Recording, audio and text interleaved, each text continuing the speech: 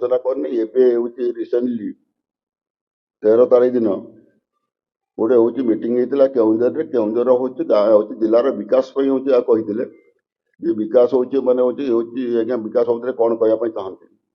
ମୁଁ କହିଲି ଯେ ବର୍ତ୍ତମାନ ଯେଉଁ ମୁଖ୍ୟମନ୍ତ୍ରୀ ସିଏ ତାର ହେଉଛି ବିକାଶ ଧାରାକୁ ନେଇଛନ୍ତି। ଯଦି ଖାଲି ତ ହେଉଛି ଭିତ୍ତିପ୍ରସ୍ତର ସ୍ଥାପନ କରିଦେଲେ ହେଉଛି ହେଇଯିବନି। ଭିତ୍ତିପ୍ରସ୍ତର ସ୍ଥାପନ ଯଦି ମୂଲ୍ୟ ରଖିବେ, ଯଦି ହେଉଛି କାମ କରିବେ, ତେବେ ଜିଲ୍ଲାର ବିକାଶ ହେବ। ଯଦି ନ କରିବେ ଜିଲ୍ଲାର ବିନାଶ ହେବ। ଏ ବାବଦରେ ମୁଁ କହିଥିଲି ଏବଂ ମୁଁ କହିଲି ଆଉ ମଧ୍ୟ କହିଥିଲି ଖାଲି ଭାଷଣ ମାଧ୍ୟମରେ କହିଲେ ହେବନି, ଭିତ୍ତିପ୍ରସ୍ତର ସ୍ଥାପନ ମାଧ୍ୟମରେ କହିଲେ ହେବନି।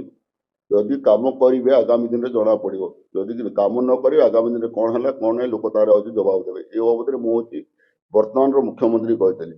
କିନ୍ତୁ ପୂର୍ବତନ ମୁଖ୍ୟମନ୍ତ୍ରୀ ଆମର ଦଳର ସଭାପତି ମାନ୍ୟବର ନବୀନ ପଟ୍ଟନାୟକଙ୍କ ବିରୁଦ୍ଧରେ ମୁଁ କିଛି କହିନି କି ତାଙ୍କ ନାଁ ବି ମୁଁ ନେଇନି। ଏବଂ ମୁଁ ଏହା କହିଥିଲି ଯେ ବିଜେଡି ସମୟରେ ଗତ ଦୀର୍ଘ ଦିନ ହେଲା କେଉଁଝର ଜିଲ୍ଲା ରାଜସ୍ୱ ଦେଉଛି, ଅଥଚ କେଉଁଝର ଜିଲ୍ଲାର କୌଣସି ବିକାଶ ହେଇପାରିନାହିଁ। ବିକାଶକୁ ସେମାନେ ଅବହେଳିତ କରିଛନ୍ତି। ଏଇଆ ମୁଁ କହିଥିଲି।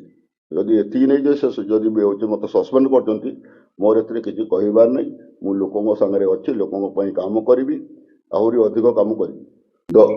ଦଳର ଯେଉଁ ସସ୍ପେଣ୍ଡ ମୋତେ ଡାକିକିରି ସସ୍ପେଣ୍ଡ କରିବା ପରେ ଯଦି ମୋତେ ଡାକିଥାନ୍ତେ, ମୁଁ ନିଶ୍ଚିତ ଭାବରେ ଯେହେତୁ ଦଳର ସେ ଆମର ସଭାପତି ମୁରବୀ ସିଏ, ତାଙ୍କ ପାଖକୁ ମୁଁ ନିଶ୍ଚିତ ଭାବରେ ଯାଇଥାନ୍ତି। ଯେତେବେଳେ ସସ୍ପେଣ୍ଡ କଲା ପରେ ଗୋଟେ ମୁଁ ଯାଇକିରି ତାଙ୍କୁ ଦେଖା କରିବାଟା ଠିକ୍ ନୁହଁ।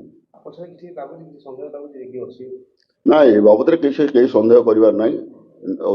ମୁଁ ଛୋଟ ଛୁଆ ନାହିଁ କି ନବୀନ ପଟ୍ଟନାୟକ ଛୋଟ ଛୁଆ ନାହିଁ। ସେ ନିଜକୁ ନିଜେ ବିଚାର କରି ସେ ତ ଦେଖନ୍ତୁ ବର୍ତ୍ତମାନ ସରକାରରେ ନାହିଁ। ସରକାର ନଥାଇକି ଯେତେବେଳେ ସସ୍ପେଣ୍ଡ କରିଛନ୍ତି ତାଙ୍କୁ ସେଭଳିଆ କେହି ଇଙ୍ଗିତ ଦେଇନାହିଁ।